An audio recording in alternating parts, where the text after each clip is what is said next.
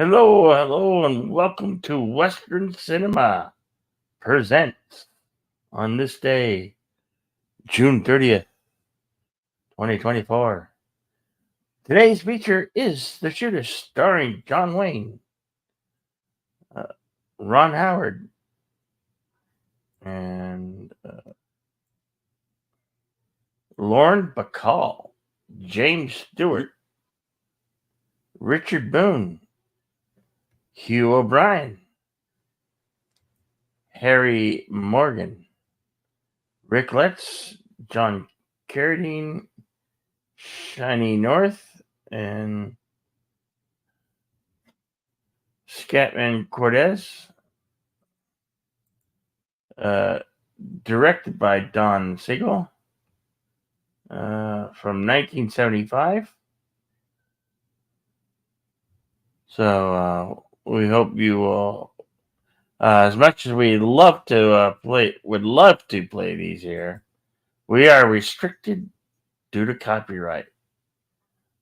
So we cannot show these here. You must have your own copy if you're here catching the replay. I regret to inform you the movie will not be here because I don't possess that kind of magic. But here at the we do live not show, want to get sued. yes, here at the live show, we do possess a screening room where you can view it if you don't have a copy. So, is there anything you'd like to say, deleted scenes, before we get underway? I was quite young when this movie was first released, so I'm drawing a blank as to whether or not I actually saw it in theaters. But this was a mainstay on cable for quite a while. Obviously, John Wayne passed away a few years after this film. Despite popular misconception, he actually was not ill at the time that this movie was made. His cancer did not reoccur until January of '79. So yeah, he had a few years left in him after this. So he was not at death's door by any means while he was making this film. But yeah, it's definitely a good one to go out on. It's basically his Unforgiven. That's how I like to look at this movie now. So yeah, if this is a first time watch for those of you out there, it's an interesting film. So please give it a look. All right. And away we go. Here we go.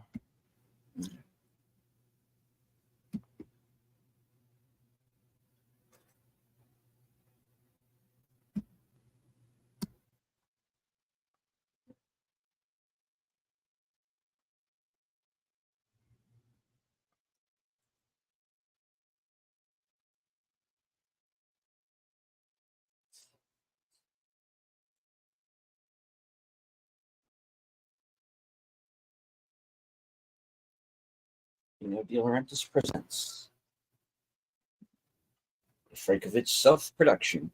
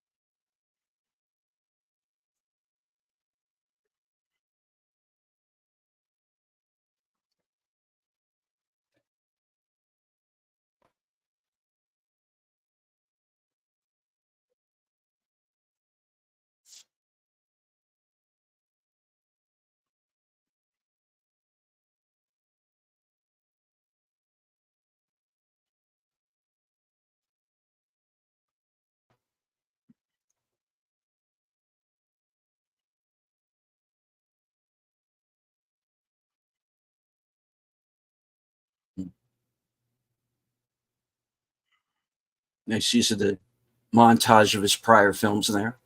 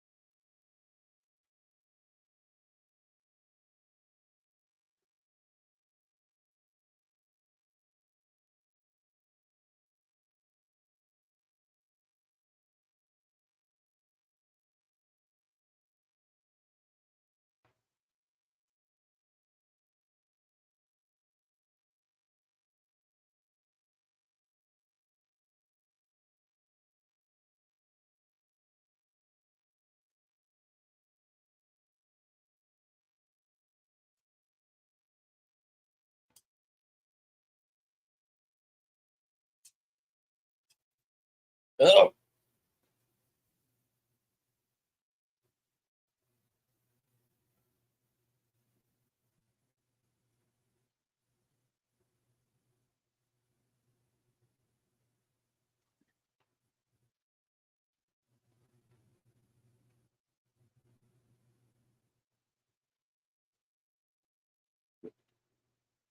Well, yeah. Whose fault is that?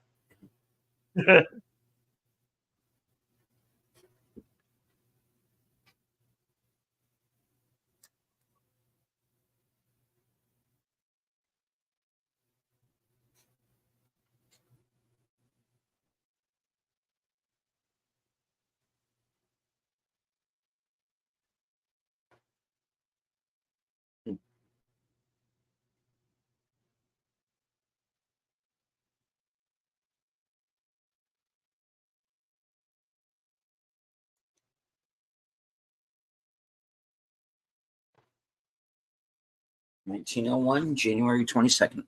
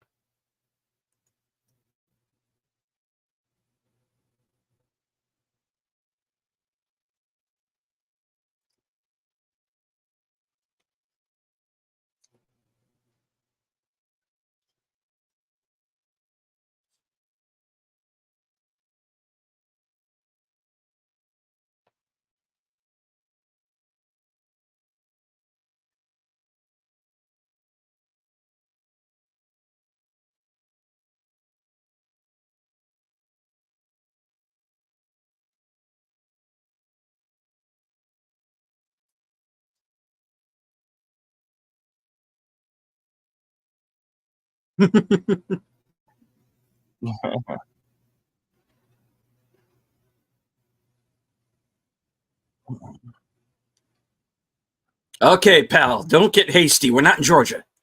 Oh, okay.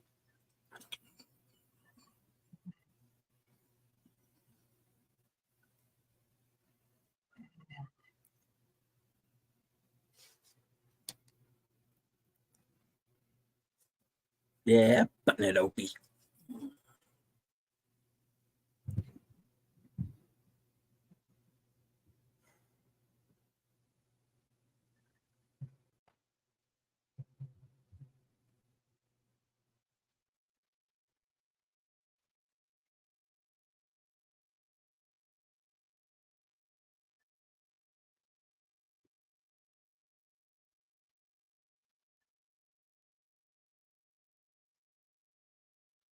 E.W. Hostetler, MD.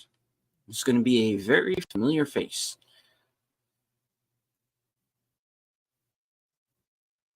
This is one of those movies where everybody's somebody. Where is Jimmy Stewart here?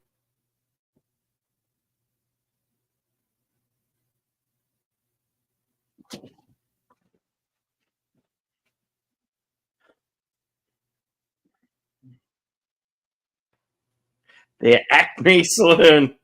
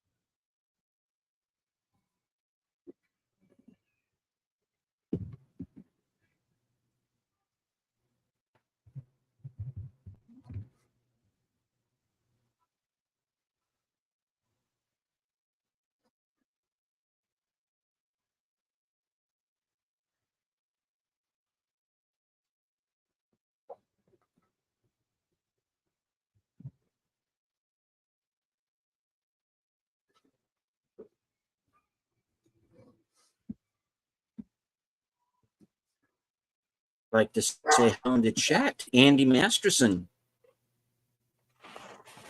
and also Enigma Severus. Welcome. Cosmia link is at the top of the chat if you wish to follow along. We're about 9 minutes and 20 seconds into the shoot.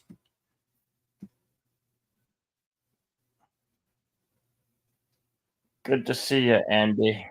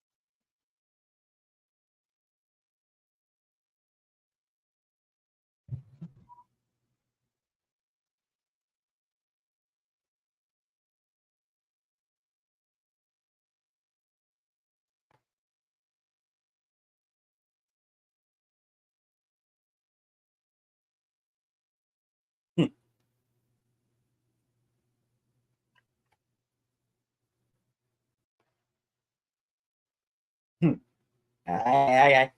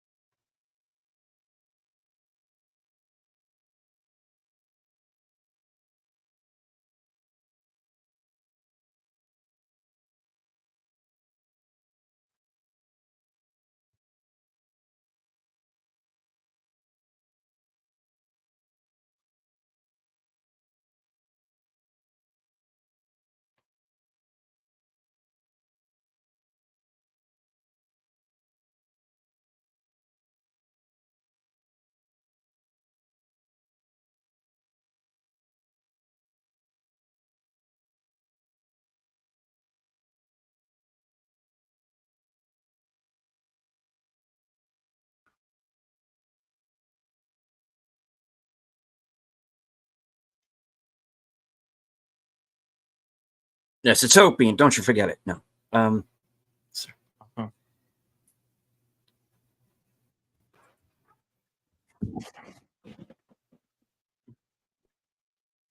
Well, he was very much trying to shed that whole Mayberry image with us, you know.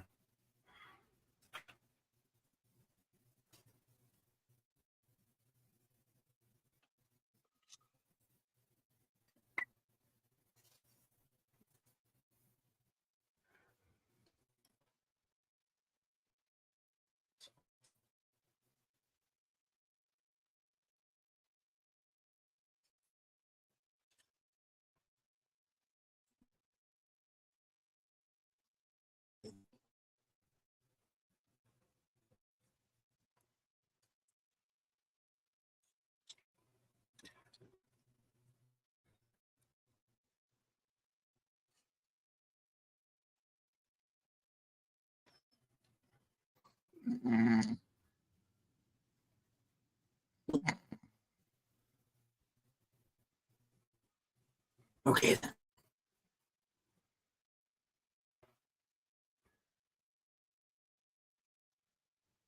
Where'd you hide the whiskey?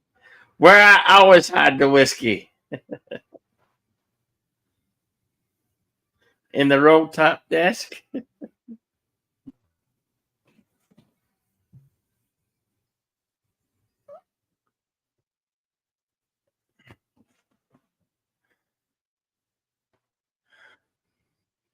Stay out of room 327. Or is it? Or is it room 237? Yeah, 237. Yeah.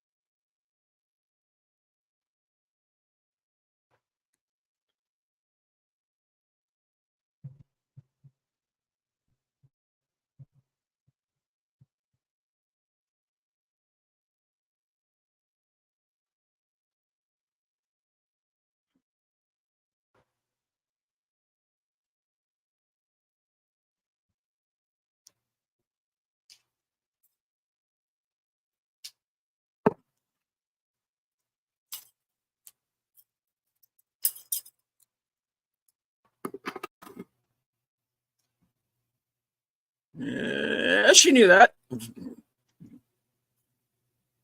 Only 30?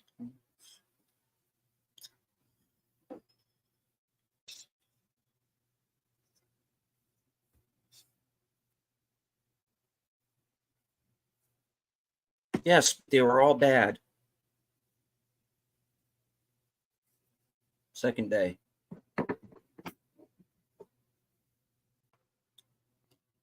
Ow!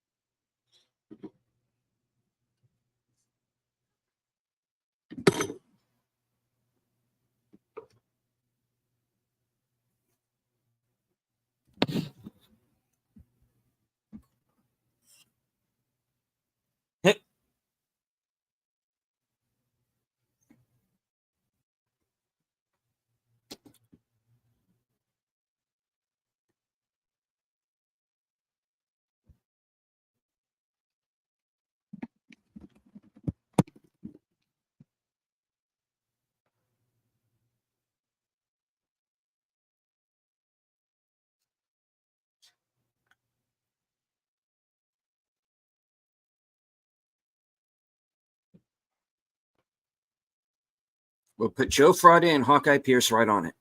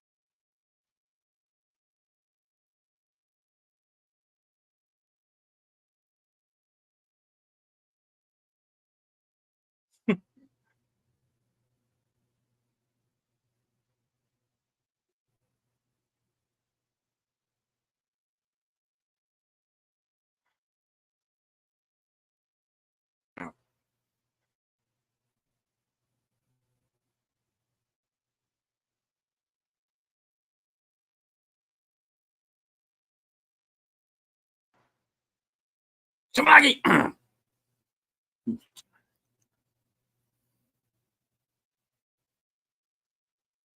I weren't sneaking. Heard something about a ring and the end of the world.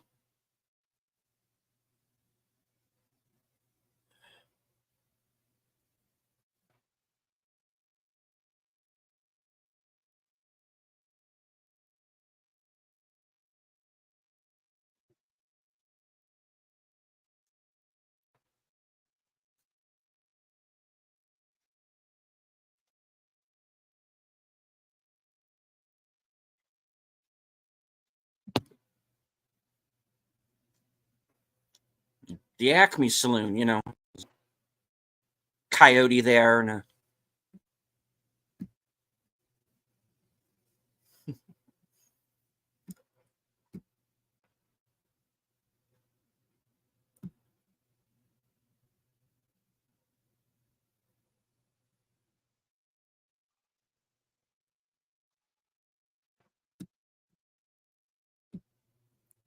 like to say hello to a couple of people who've joined us here in the chat. Our friend Connie Clary over at Fluff Check Productions.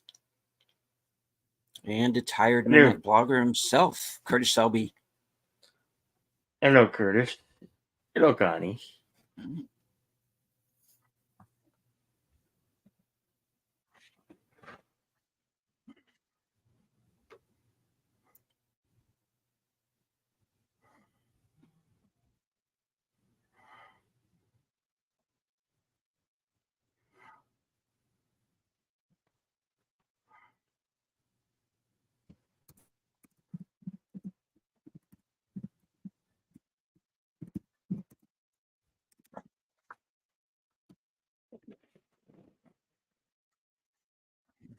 For you to judge. No, but the thing is that they make the whole big deal at the beginning of the movie out of saying that he's not an outlaw. In fact, at that point, he was a lawman, but everybody kind of treats him like he would just shoot anybody who moves, you know? Yeah.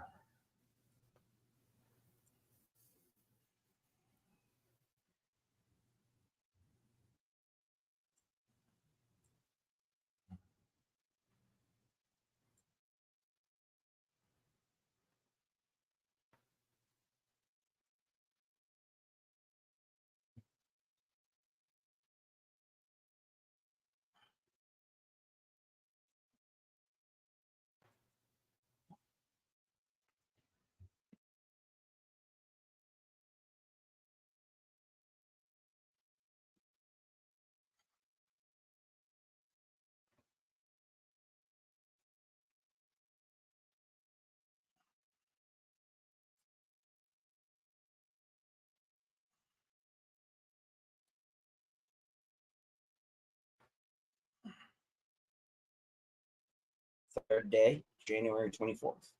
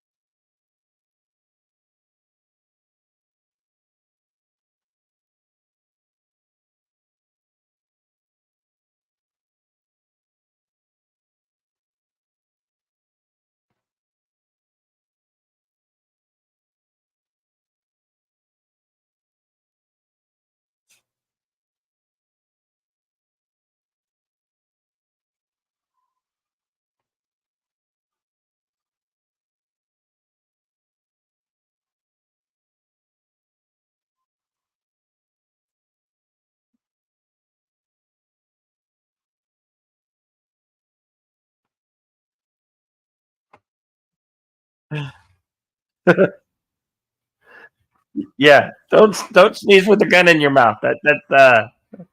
That's pretty good advice.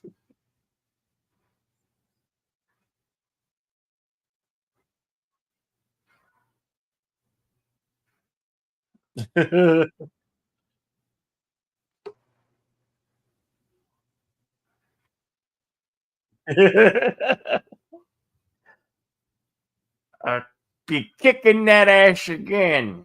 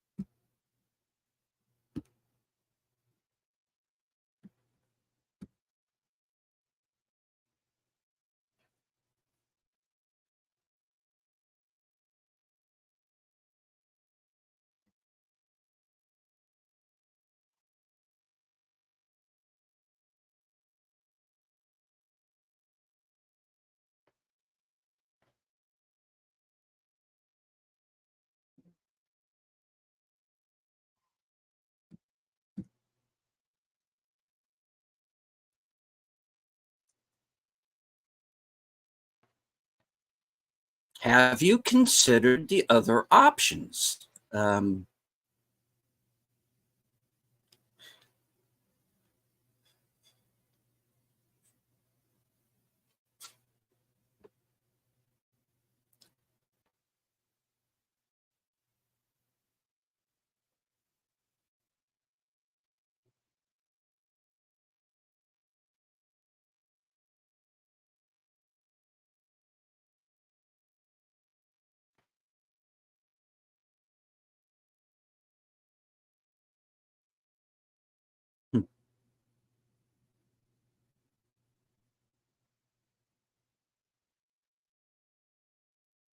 Okay, you can be Frank. I'll be Roy.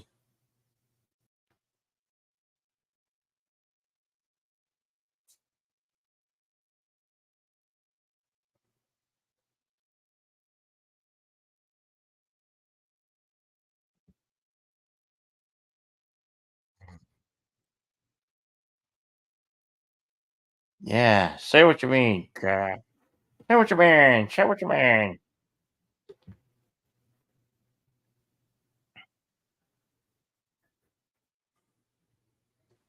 You know, Bill, this prequel movie about Mr. Rogers' ancestors, it's weird. It is weird, isn't it? It's very weird. Not what I was expecting.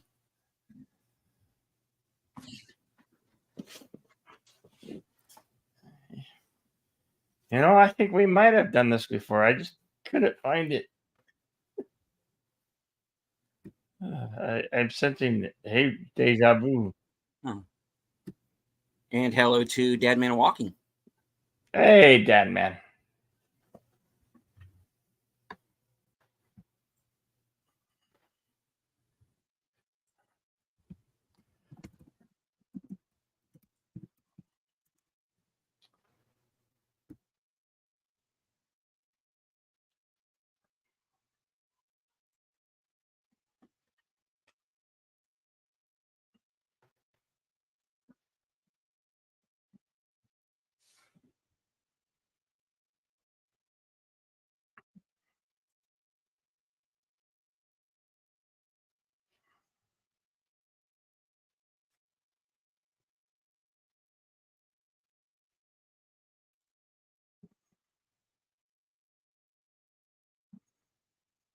Hmm.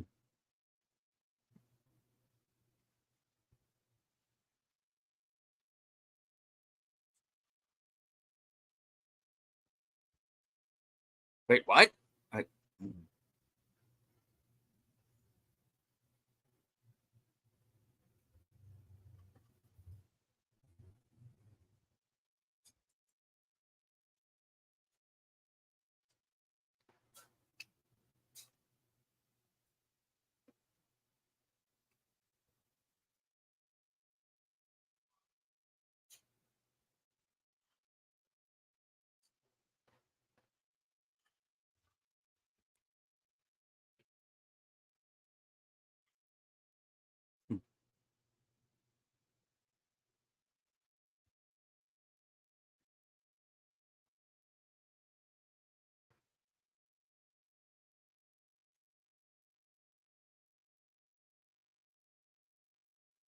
Of course, here's the saloon set.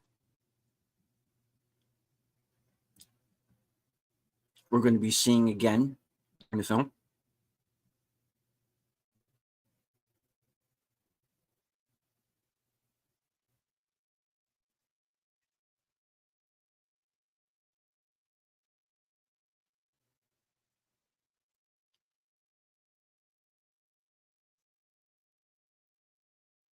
And of course, Hugh O'Brien.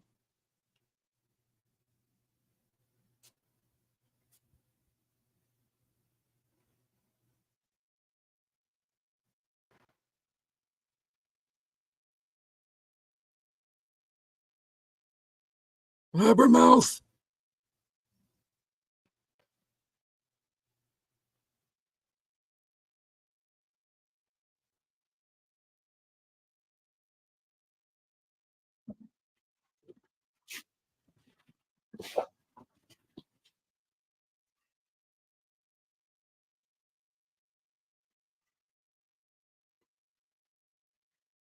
Never talk to me again,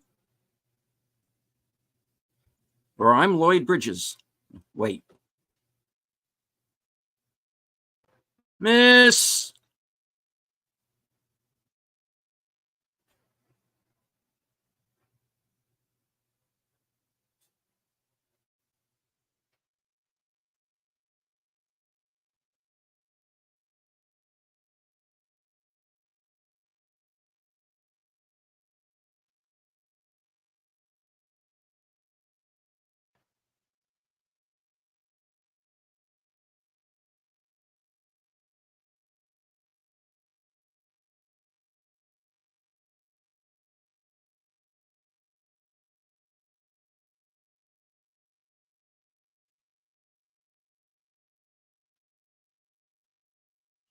Fourth day.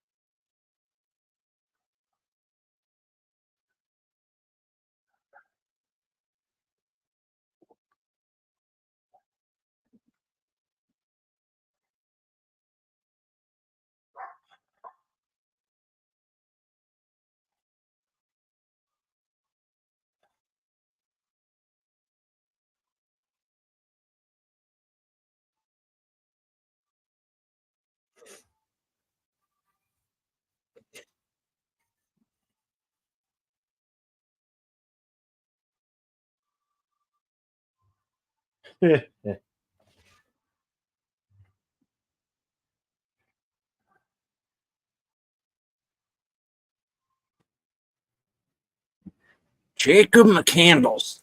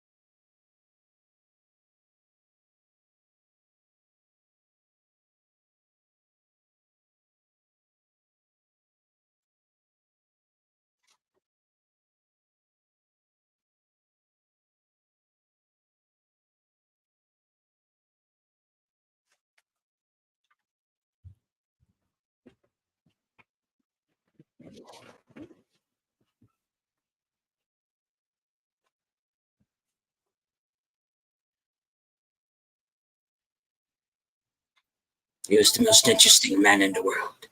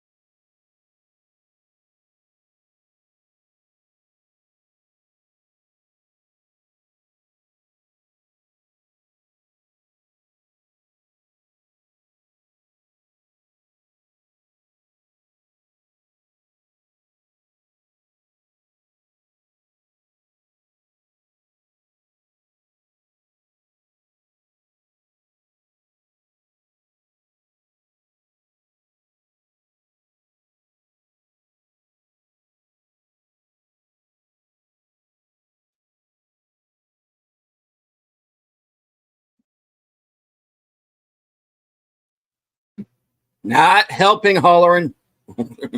Not helping,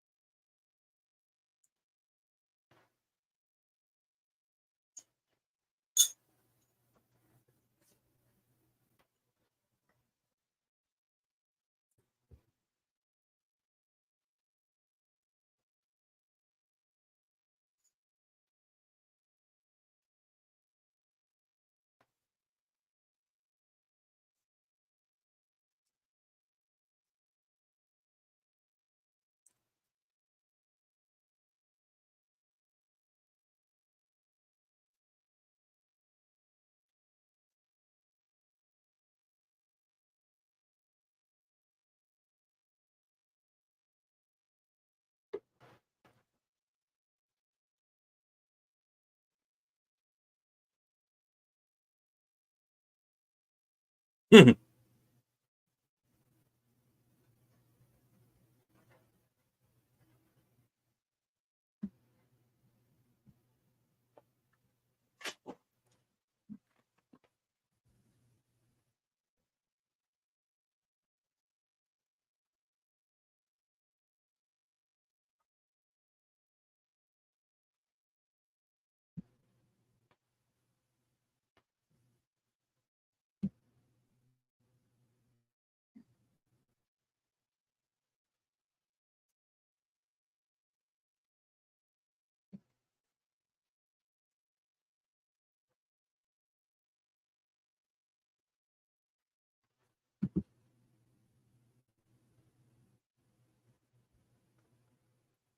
Sticklebacks. Where's that boy?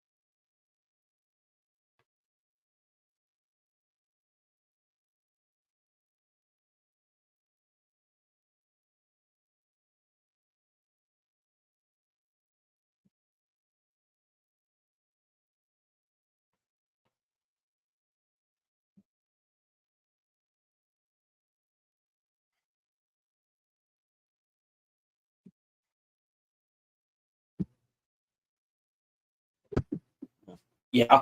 Okay. There's that.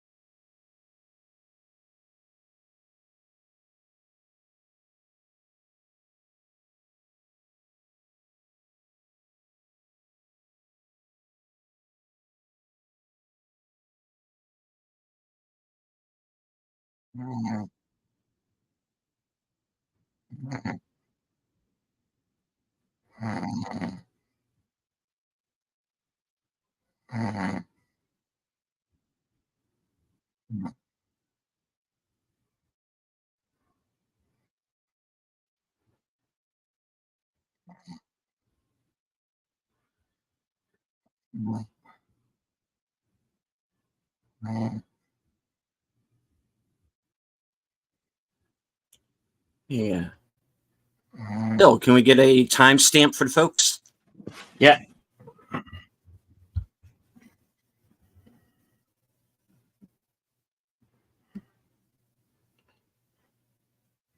$57.38. Right on.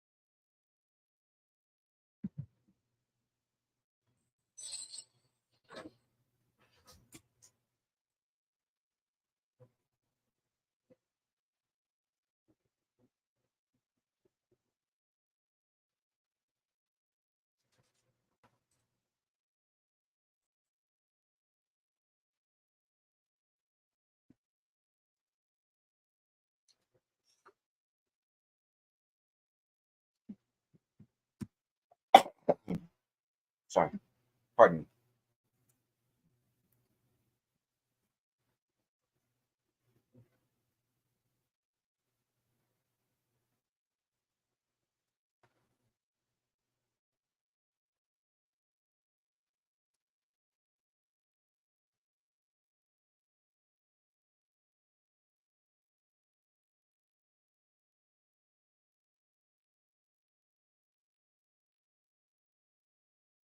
She seems nice.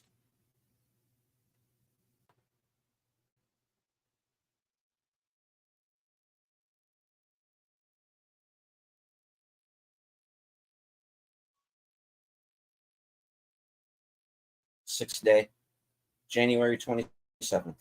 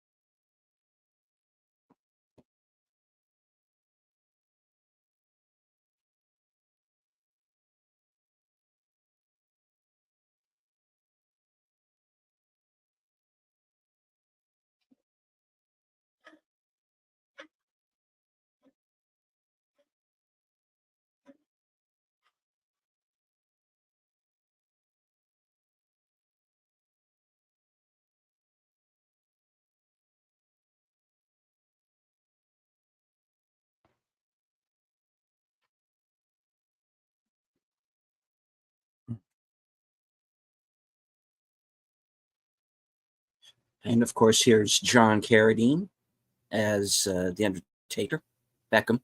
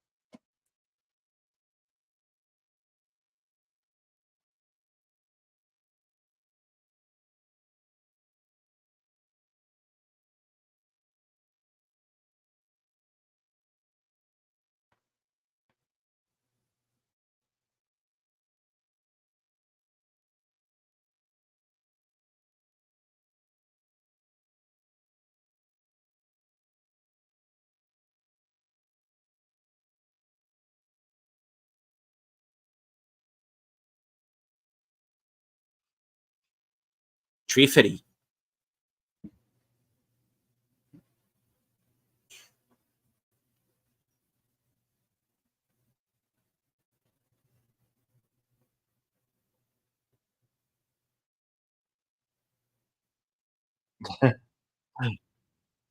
Pictures.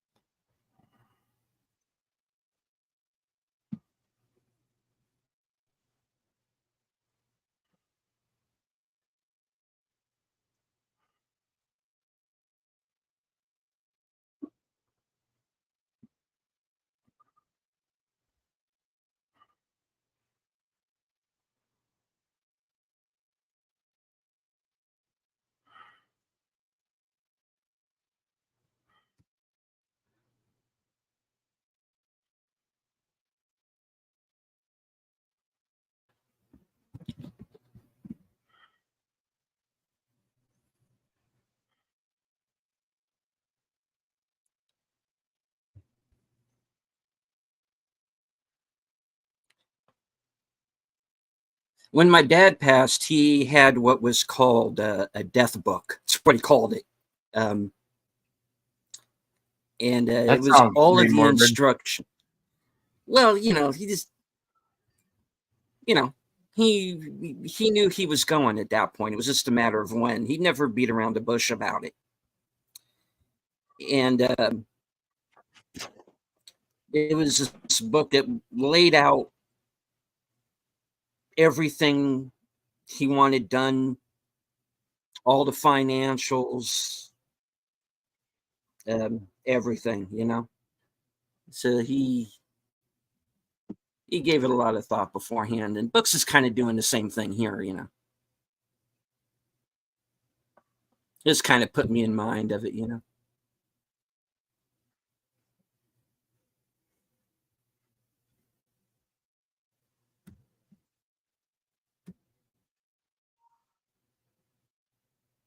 hello, Tim.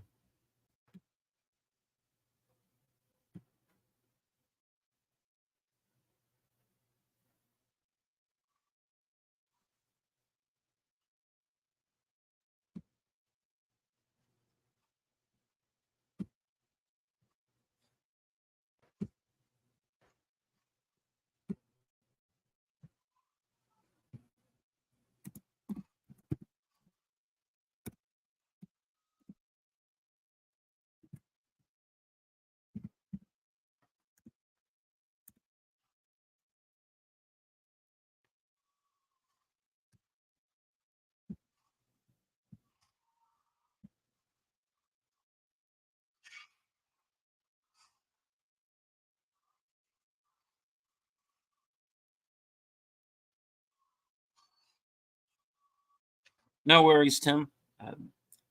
This film is on YouTube for free with no ads, so you can sync it up that way later on if you wish.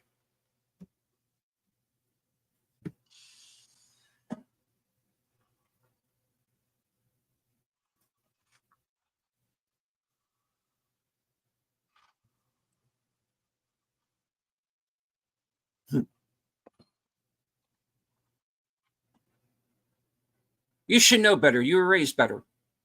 2 times.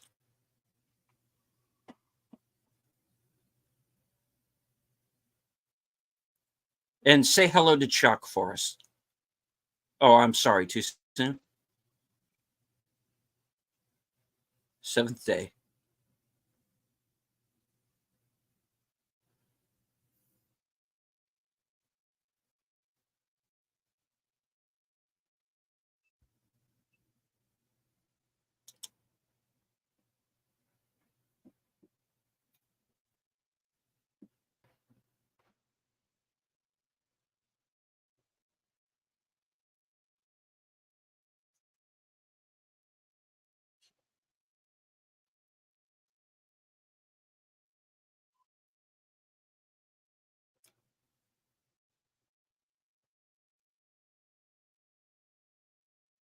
Man down.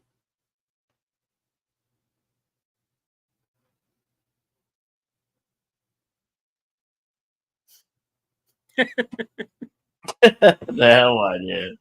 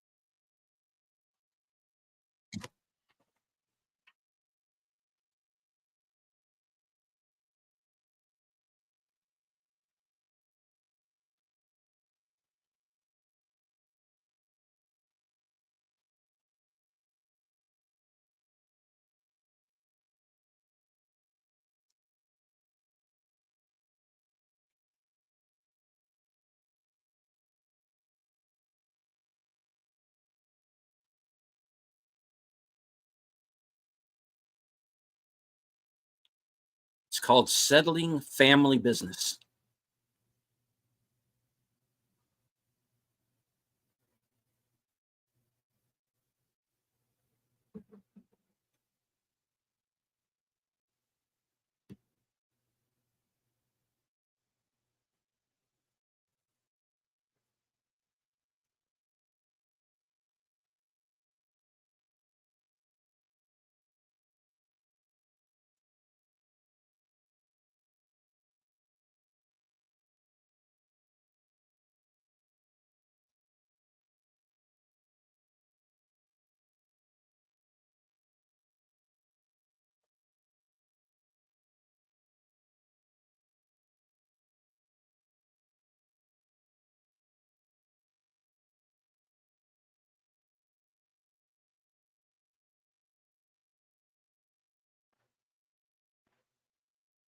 Last day, January 29th.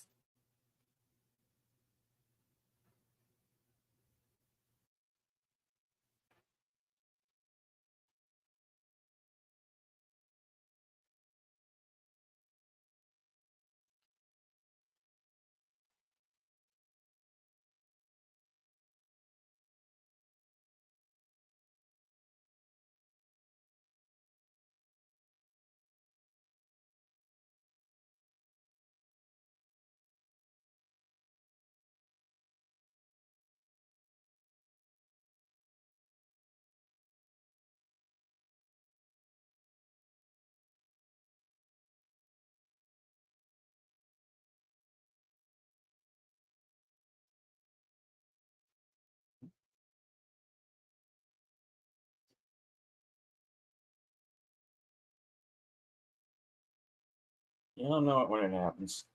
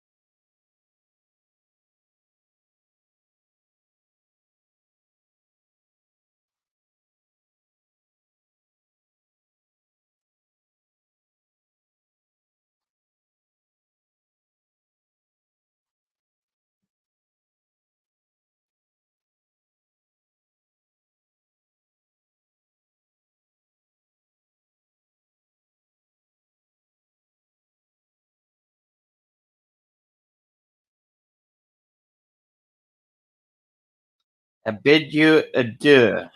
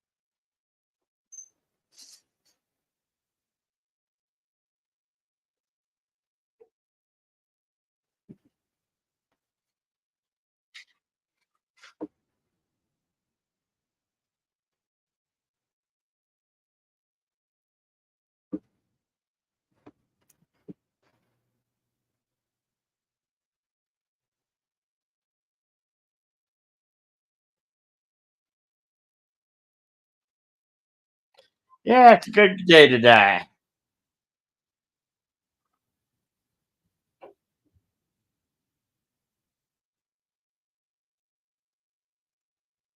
It's one of them their motor vehicles. Motor vehicles.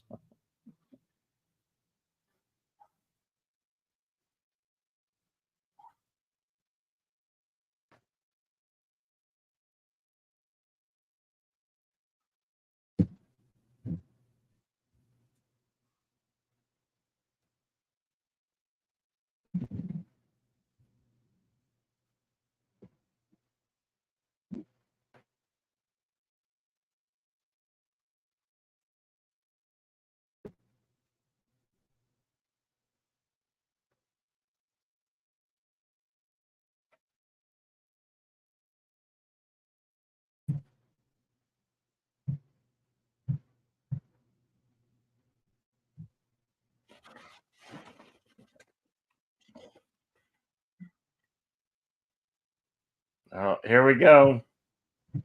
Gonna start going off.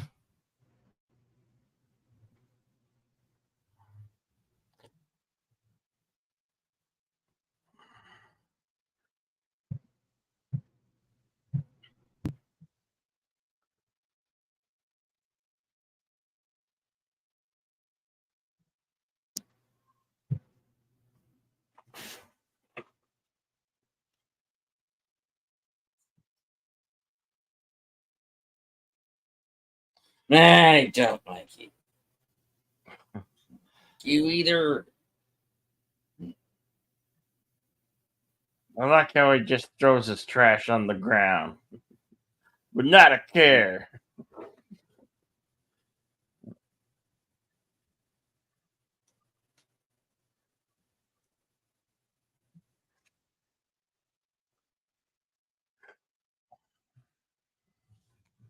I forgot what city is he supposed to be in?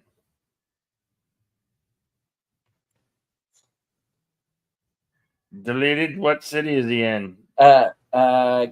I think Carson City or something like that. I think they said earlier. I might be wrong. Is that Colorado? Yeah, Mesa. Carson City. Yeah.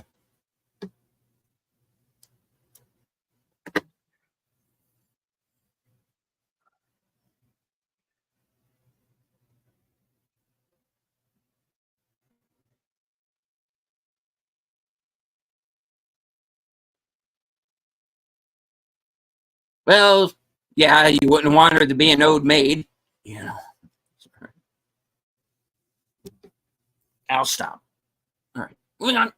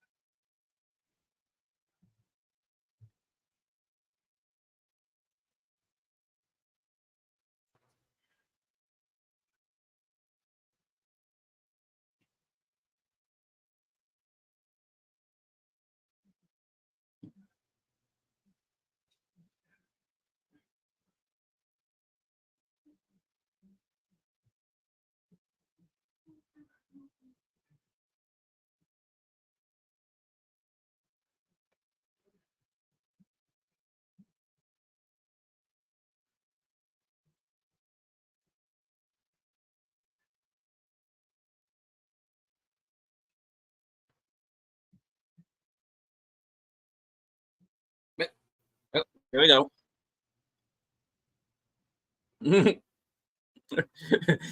Richard Boone's like, what the Sam hell are you doing?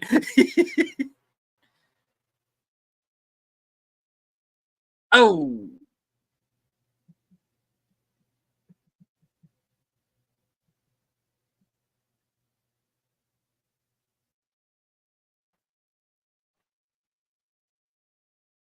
Mm.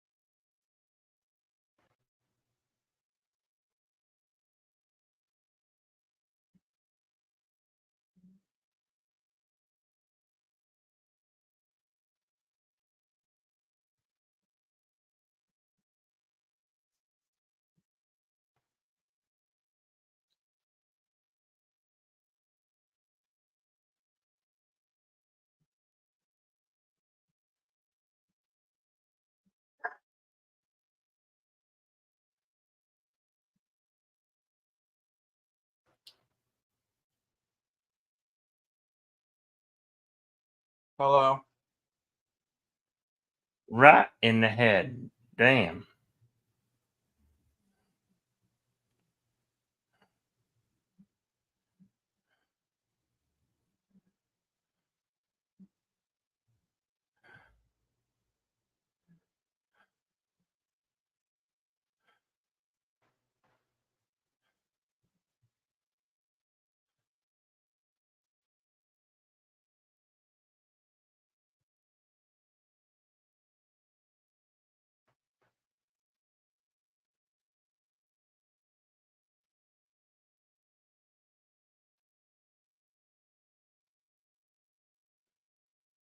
The bartender.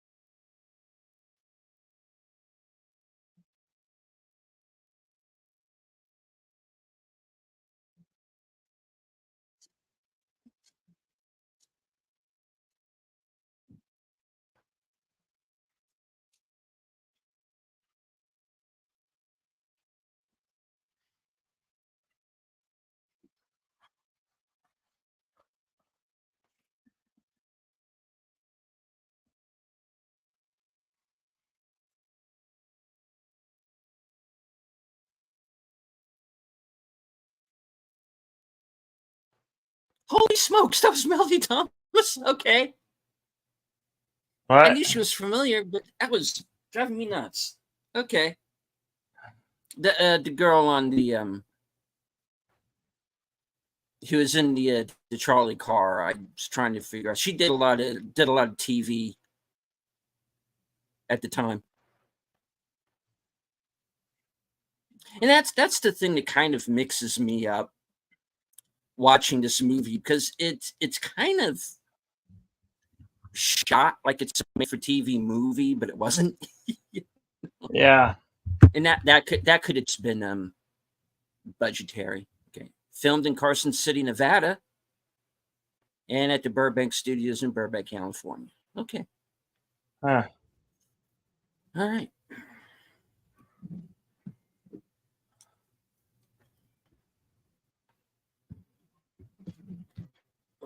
All right. Well, that was the Shootist.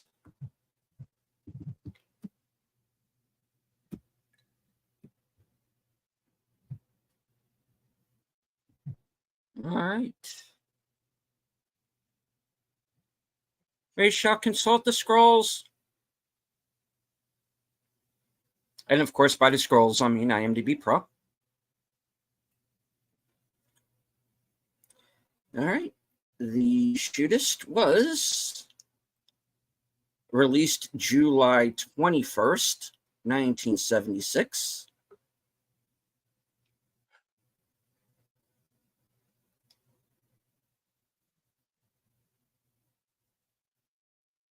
Was nominated at the Academy Awards for Art Direction. Lauren Bacall was nominated Best Actress for Best Actress BAFTA. Ron Howard was nominated for a Supporting Actor Golden Globe.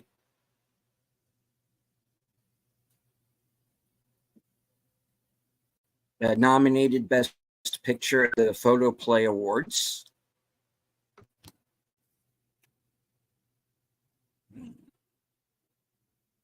Dang it, the page jumped on me. Hold on.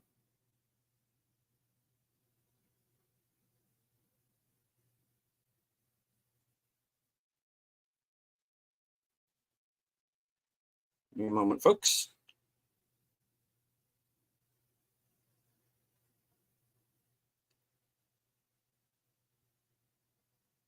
All right. Where were we? All right. Was nominated for adapted screenplay by the Writers Guild of America, and was one of the top 10 films of the year, according to the National Board of Review.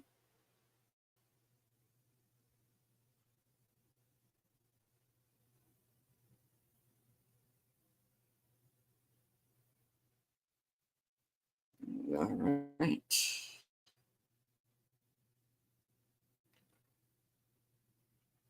Moving on to the trivia. While this is marked as James Stewart's final appearance in a Western movie, he did lend his voice to the cartoon movie An American Tale, Fievel Goes West, where he voices an aging hound dog sheriff named Wiley. John Wayne greatly admired director Don Siegel, and he had said, damn it, hold on. Fun with technology, folks. Jumped on me again. Hold on. Give me a moment.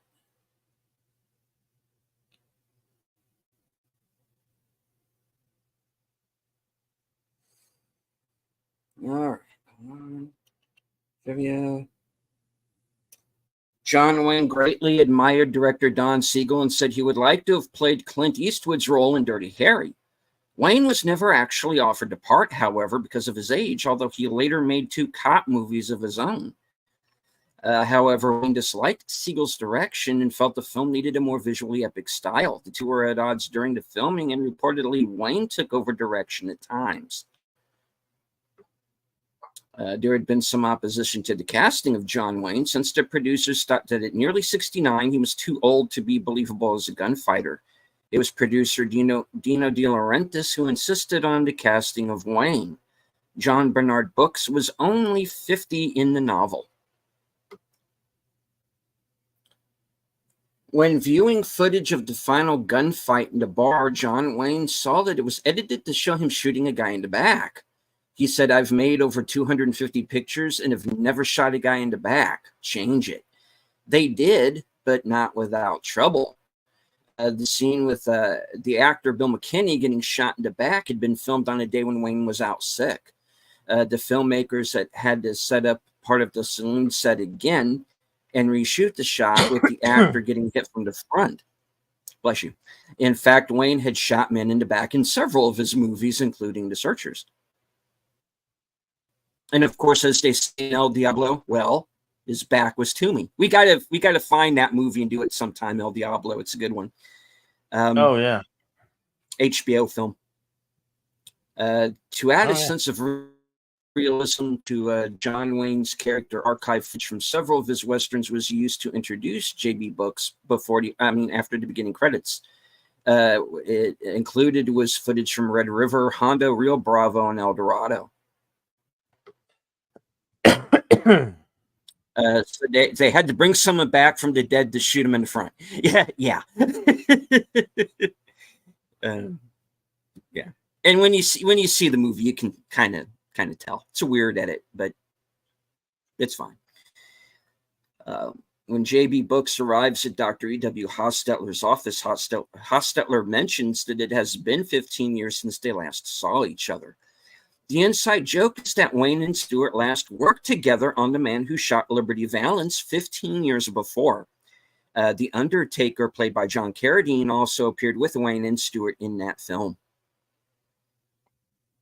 John Wayne fell ill with influenza during production and was hospitalized for 2 weeks, during which time production was shut down. It was uncertain at one point whether the film would actually be completed because Wayne was so ill, his doctors were close to forbidding him to finish it.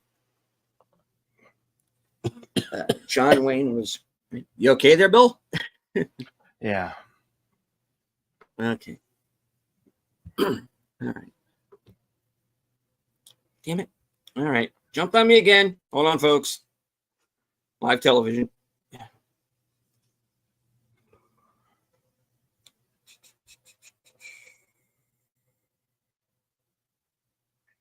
Okay.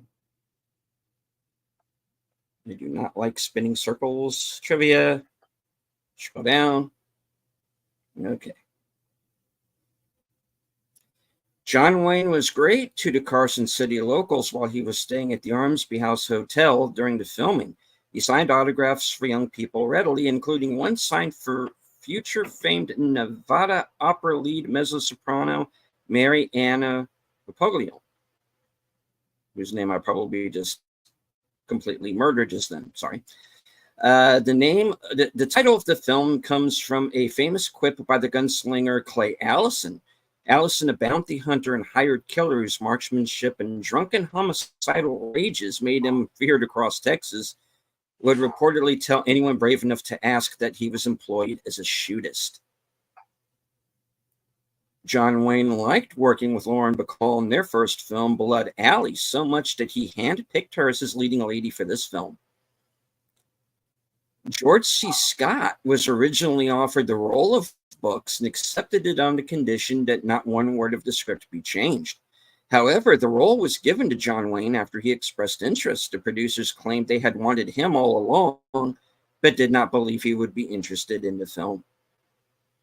An interviewer asked Ron Howard if John Wayne had given him any tips on acting. He said that during the filming of the final shootout, Wayne took him aside and said he had some advice for him. As Howard eagerly awaited some profound advice, Wayne said, "Ron, if you ever want to look menacing, close your mouth." John Wayne did a television public service announcement for the American Cancer Society that began with a clip of the scene from this film in which the doctor tells Brooks he has cancer. Laura Bacall's character's first name was a reference to Ward Bond. At the beginning of The Seventh Day, Gillum whistles a Scott Joplin song made famous to audiences 3 years earlier in The Sting. The engraved Colt single-action army revolvers used by J.B. Brooks were in reality a pair of replicas made in the 1950s. Hugh O'Brian wanted to be into film, so he was given the character of Pulford, who was originally into novels, a car dealer. In the movie, his gunfight with a patron is depicted as occurring after Books comes to town. In the book, however, the fight took place much earlier. Despite receiving generally favorable reviews, the movie proved to be one of John Wayne's least successful films at the box office. Although now widely regarded as one of the finest final movies of any star, along with The Misfits starring Clark Gable, On Golden Pond starring Henry Fonda, this was never actually intended as John Wayne's last movie, particularly since it was not till January of 1979, 3 years after filming had begun, that he was diagnosed with stomach cancer. In July 1978, after receiving open heart surgery, he announced that he was intending to make a movie called Beau John with Ron Howard. But for some reason, it never happened. Wayne was ill throughout the Shootist, and his generally poor health made it difficult for him to get insurance for additional film projects. The movie has often been compared with The Gunfighter, a part John Wayne had wanted to play, but which had instead gone to Gregory Peck. James Stewart agreed to play a cameo role in the film only because John Wayne had specifically requested him. His brief screen time proved to be rather difficult. The bad acoustics of the huge hollow sound stages worsened his hearing difficulties, and he stayed himself most of the time. He and Wayne left their lines so often in the main scene between them that director Don Siegel accused him of not trying hard enough. Wayne's reply was a variation of an old John Ford line advising the director, "If you'd like the scene done better, you'd better get a couple of better actors." Later on, the star told friends that Stewart had known his lines but hadn't been able to hear his cues, and that in turn caused his own fumbling. 2 years prior to the release of this film, Richard Boone, Harry Morgan, and Richard Lenz had co-starred in the NBC television series Heck Ramsey, which was also set in 1901 and depicted the fading of the Old West and the coming of modern law enforcement.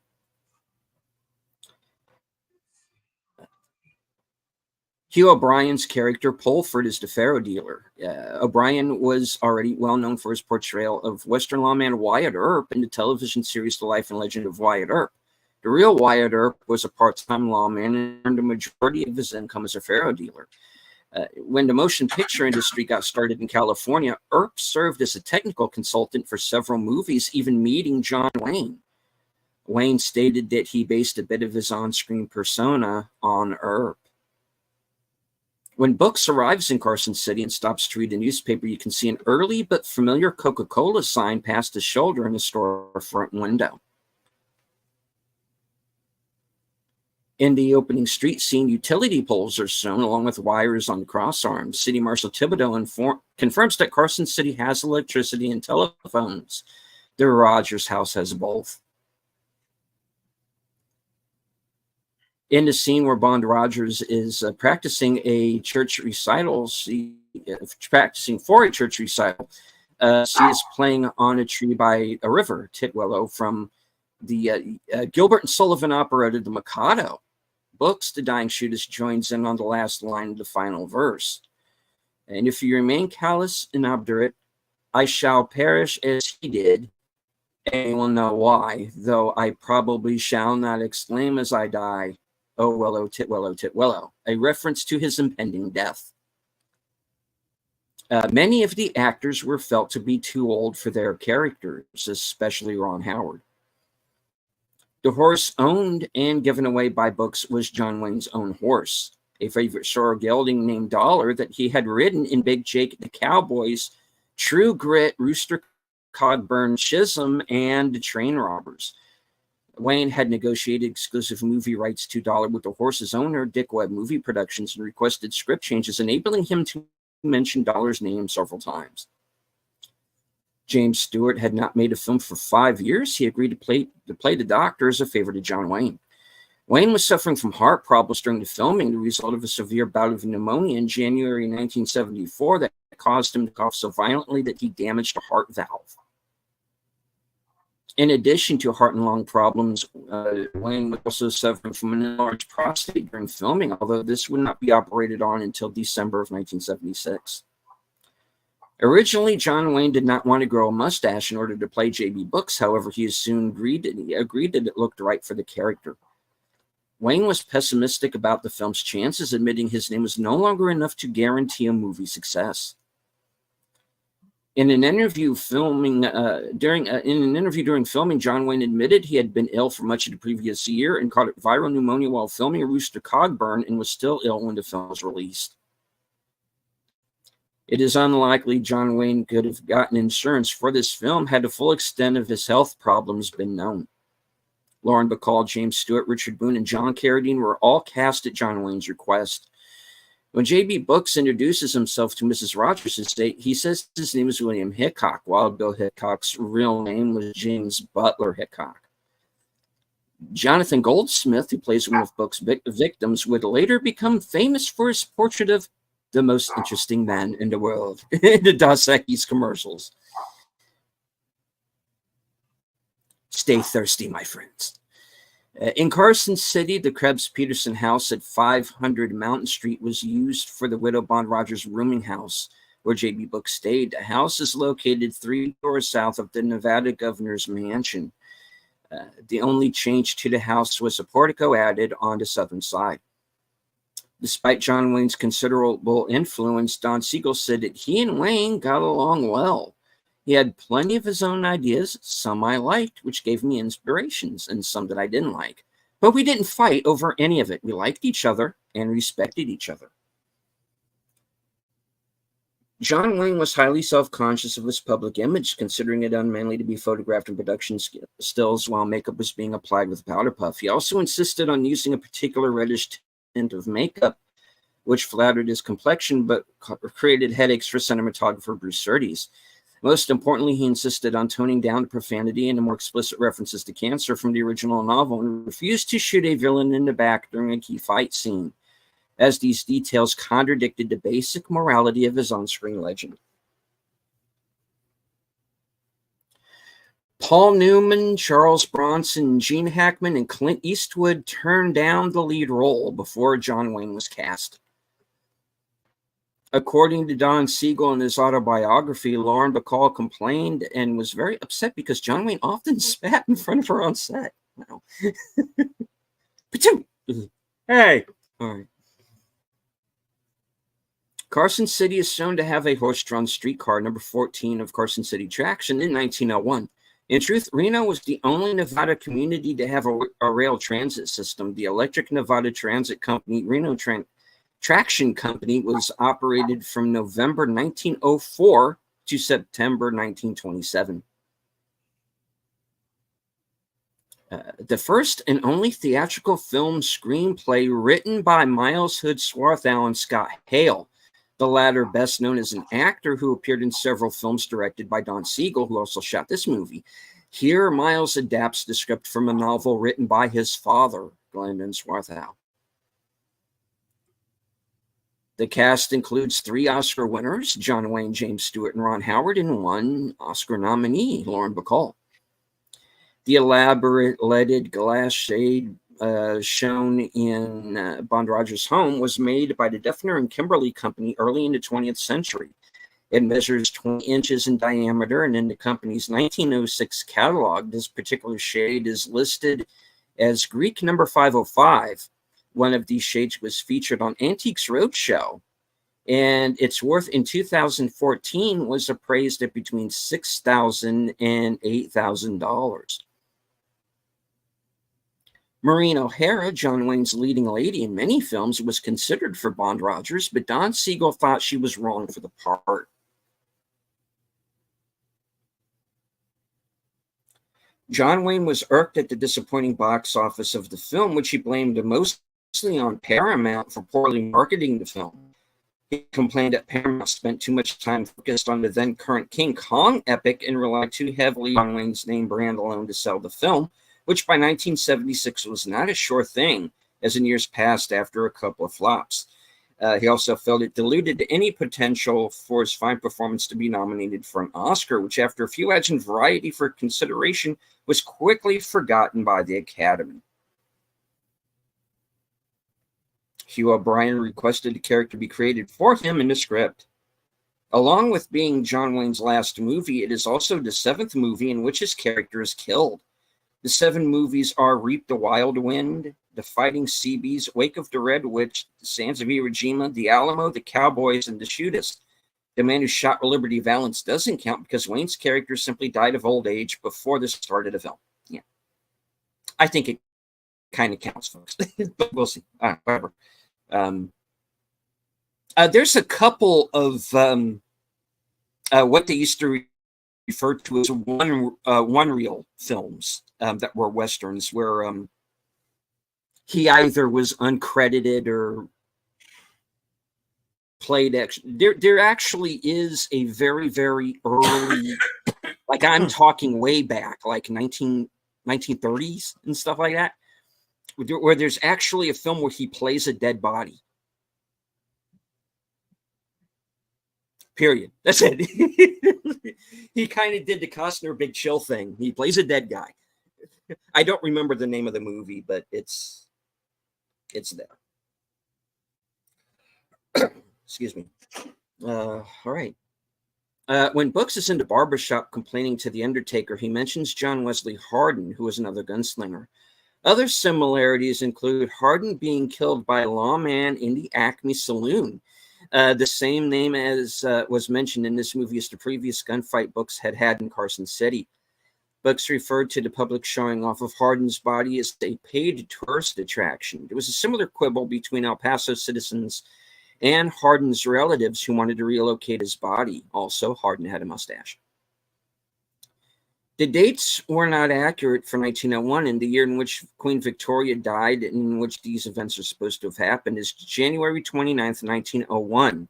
It was a Tuesday, not a Monday. The calendar used was the 1900 calendar. When giving the shooting lessons, Book tells Gillum to leave the hammer down on an empty chamber for safety. When asked about having to face someone, he says that you load 6 if your insides tell you to.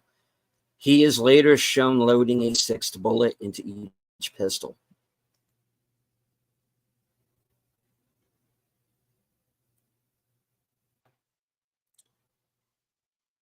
Hold on a minute. IMDb is not wanting to cooperate with me today. Hold on. There's a few more here. Okay.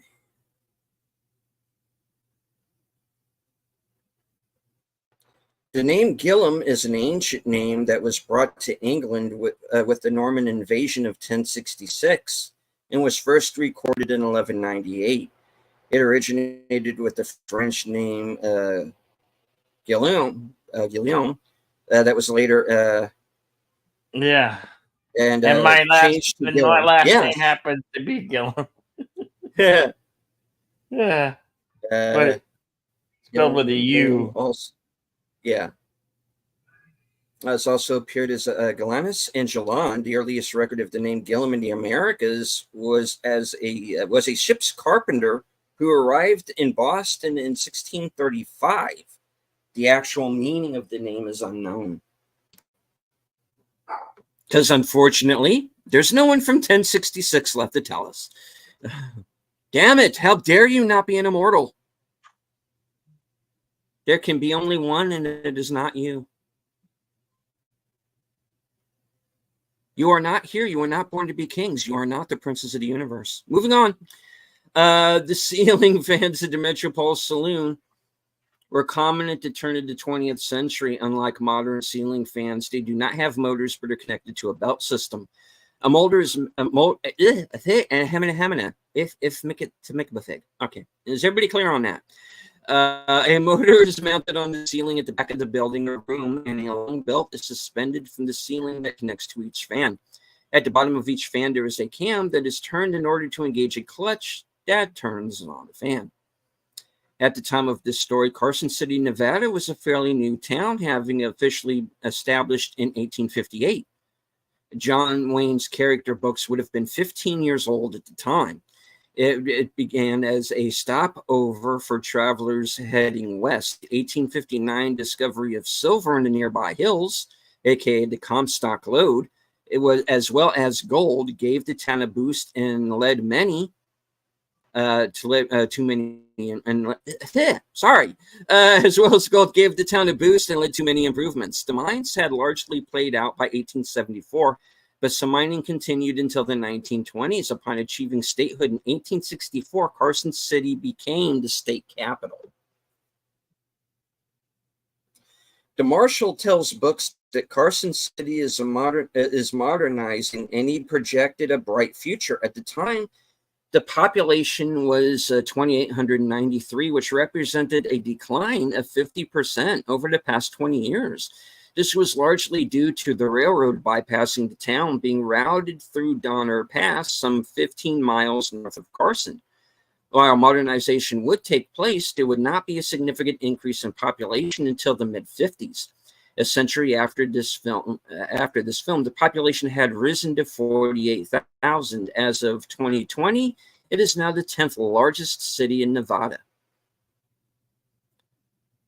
Streetcars would continue to operate in Carson City through the 1950s, at which time, due to the conversion of wartime manufacturing plants back to consumer goods and automobiles, the boom in auto manufacturing would lead to the disappearance of streetcars across the country. This was not just because of the availability of affordable cars, but because General Motors went on a massive shopping spree, buying streetcar lines and shutting them down. This was a central plot device in the film Who Framed Roger Rabbit. John Wayne's reduced lung capacity made his breathing and mobility difficult at Carson City's 4,600-foot, 1,400-mile altitude. Harry Morgan and John Wayne shared a scene together in the movie How the West Was Won as U.S. Grant and W.T. Sherman, respectively. Hugh O'Brien was actually one of, if not the fastest quick draw actors in Hollywood, with a timed fast draw of 0.8 seconds. When the film was released, there was some criticism that it felt like it had been made for television, which I brought up. It does look and play like it's a television movie. An ironic line has James Stewart as a doctor telling John Wayne's dying of cancer title started, "You have to be gutted like a fish," which of course means surgery, for which the real John Wayne went through from 1964 onward. Hugh O'Brien was in Harm's Way that starred John Wayne, but O'Brien's character never meets Wayne. He is having an affair with Kirk Douglas's trophy wife, but never meets Kirk either. Rick Lenz, who plays the shallow writer, both looks and acts like James Stewart, who appears in the film. Sherry North had recently worked for director Don Siegel in Charlie Varick, 1973. The only film in which John Wayne plays a character under the influence of morphine. The reason is that he's dying and given a bottle which he constantly drinks through most of the film. One of the many Westerns that takes a negative view on Western-era writer Bat Masterson for writing about things in which he didn't experience. Scatman Crothers' character Moses is likely a tribute to Hank Worden, who is in many of John Wayne's films and was his sidekick in many of those movies. Worden played a character named Moses in The Searchers. According to Clint Eastwood, director Don Siegel tried to convince John Wayne to shoot an antagonist in the back for a scene. John Wayne declined, saying, "I don't do that." Eastwood further elaborates. Siegel made a mistake by saying, "Well, that's what Clint Eastwood would do." Wayne, whose rivalry with Eastwood was infamous at the time, then angrily replied, "Well, I don't like that, and I didn't like High Plains Drifter either." While other sources claim Wayne exclaimed, "I don't care what that kid would have done." Despite the remarks, Eastwood expressed Wayne did like and have respect for Eastwood, despite disliking the violence in the latter's movies. This was the second and last movie Harry Morgan did with John Wayne. They were both in How the West Was Won alongside James Stewart. This was the fifth and last movie Morgan did with Stewart. They also appeared together in The Mountain Road, Strategic Air Command, and the Glenn Miller Story. Wayne was widely felt to be about a decade too old to be believable as a gunfighter. The film is regarded as a flop in box office terms. Sherry North was made to look slightly older for this role, having had an affair with Wayne's character from the past. Melody Thomas Scott was the young girl on the streetcar. She was also in Don Siegel's Western The Beguiled, which starred Clint Eastwood. And I think she went on to, like I said, she went on to be in a lot of television. And I think she was on one of the soap operas as well, but I'm blanking on which one. But look her up, Google her, you'll recognize her. The first choice for Wayne's role had been Paul Newman, and the second choice had been George C. Scott. Wayne had been the third choice.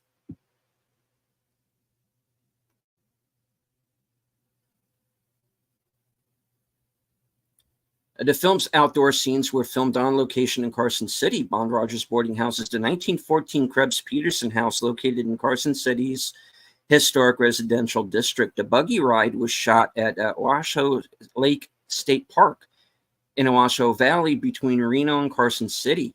Though it was a Paramount production, the street scenes and most interior shots were filmed at the Warner Brothers backlot sound stages in Burbank, California. The horse-drawn trolley was an authentic one used as a shuttle between El Paso and Juarez, Mexico. Ron Howard explained in an interview that despite being initially skeptical of Howard's acting prowess, John Wayne actually took a liking to the young actor and even attempted to make another film with him. During a celebration after the film's release, Wayne met Howard again and told him of a book he had recently read and wanted to make a film of, with Howard starring alongside him, saying, "I've just read this book. It's starring you and me or no one." However, at that time, Wayne's health was in such deep decline that everyone knew the film could not be made, making this film Wayne's final theatrical appearance. Melody Thomas Scott also also acted in a Rockford Files episode with Lauren Bacall. Doc Hostetler recounts that Book's initial encounter in Carson City was at the Acme Saloon. A window advertising the Acme can be seen over Mike Sweeney's shoulder during his first meeting with Books and Mrs. Rogers. To emphasize the accuracy of the time's timeline, Brooks drops the name. They keep calling him Brooks suddenly. Books drops the names of several historical characters, including Wild Bill Hickok, Bat Masterson, and John Wesley Hardin. This was the final time stuntman and longtime Wayne friend Bad Chuck Robertson doubled for Wayne. That's Robertson diving over the bar in the last scene. The original screenplay had Gillum Rogers shooting and killing J.B. Books. In the screenplay, the killing disturbed Gillum so much that he throws away the pistol and leaves the bar, repulsed by the act. John Wayne had the screenplay changed so that Books is killed by the bartender, who is then killed by Rogers.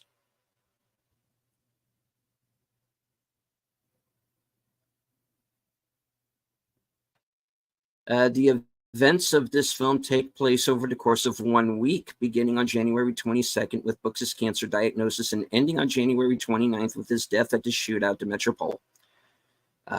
Final body count, 9. Books and Bond ride in a buggy that Gillum says is only used for funerals, an ominous point. The final scene shows the same buggy parked in front of the street with the top up as if in readiness for a funeral. The gunfight ending in Books' death takes place on his 58th birthday. At the time of the film release, John Wayne was 69. All right. The rest that I didn't read off go over points we've already brought up. So that will be it for the trivia. The scrolls are now closed. Okay. Very good. I read those off as fast as I could. Okay. All right. I think we could do next week. We can do the El Diablo. It's still on it's on Max, so we can do it there. Cool. Yeah. And Uh, El Diablo was for those who are not aware of it, was a movie that was done, I think it was either the late 80s or early 90s. It was an HBO original movie. John Carpenter was involved in writing, was going to direct an early version of it. And it's about this kind of all right, this bandit shows up, raids this town, and kidnaps a young woman, and a school teacher, this kind of meek school teacher, can't even fire a gun, decides that he's going to go after her, and along the way enlists the help of a kind of master gunslinger, and they go off and save the day. It's actually a fun movie. So we'll get to it. It's a good one. It's a good movie. It always I have not seen it in many years, but it always stuck in my mind. So yeah.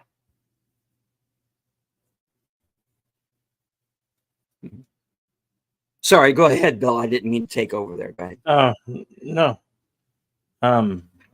Well, later on tonight, I have we're doing the House of the Dragon season 2, episode 3, and then there will be some patriotic karaoke on Wednesday night, and then we're gonna do some fun films on instead of action theater. We're gonna do some fun films on the 4th of July. So that's what I got coming up. What do you got coming up there, Deleted?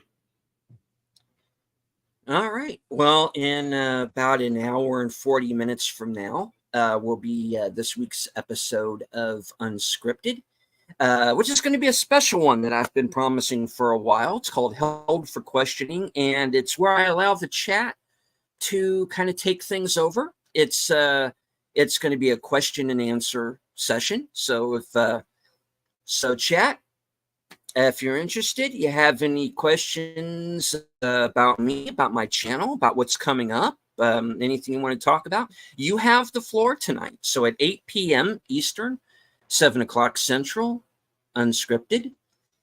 Unscripted is, of course, the precursor to Geeky Geezers, where Aged Boomer and Troy Pacelli will be going over the events of the week. There's going to be some video game news. They're going to talk about some Disney news, and there's going to be some in memoriams because we lost a few people this week. Martin Mull, of course, Fernwood Tonight, among many others. Bill Cobbs, veteran character actor, a lot of movies, TV.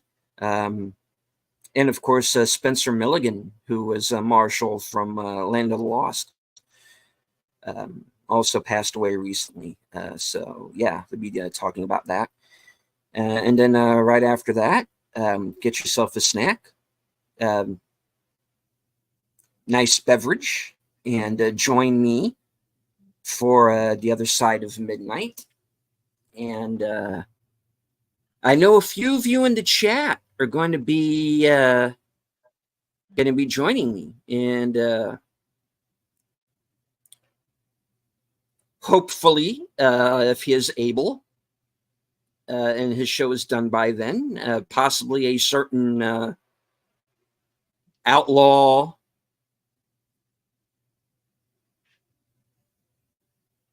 who's doing the show with me right now. Not sure if you folks are familiar with him.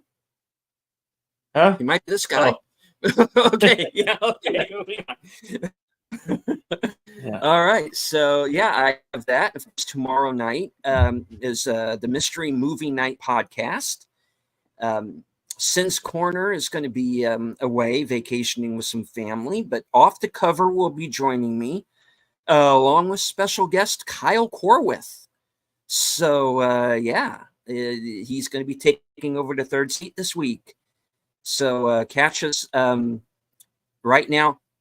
Tentative time is 10:30, but we might go on a little bit earlier or a little bit later. Kind of depends because we're kind of hope Kyle might be a little late getting to the show, and I'm going to have if the weather reports are correct, I'm going to be swimming home from the movie tomorrow night. So Oh boy. yeah. So yeah, we're going to be by a rowboat from the sounds of things. Yeah, and so that's going to be at 10:30. But if that time changes, stay tuned to my community page. But we are going to go on tomorrow night, hell or high water. So yeah, and of course, Tuesday night for a special episode of Live from Sparkwood 21, where Troy, Netter, Boomer, and myself are going to be watching the first episode of Twin Peaks: The Return, the 25 years later season 3. It'll be my first time watching this episode, so you will be getting my genuine reaction as we move on. All right, so that's what I got coming up, and of course, join us here next week, same bat time, same bat channel. Yep. Remember to always be excellent to one another. Party on. We can't wait to see you on the next one. And I'm going to turn it over to the lead of scenes. Lead us out. All right. And I would like to thank everyone who joined us on Cosme. Couple of new faces. I hope that you all enjoyed the film. I would like to thank everyone who joined us here in the chat, including Curtis and Connie, Enigma Severus, FKHC 2005. Have a safe ride home. Dadman Walking 55, and Mrs. Dadman, if she was listening in the background. And, of course, Andy Masterson.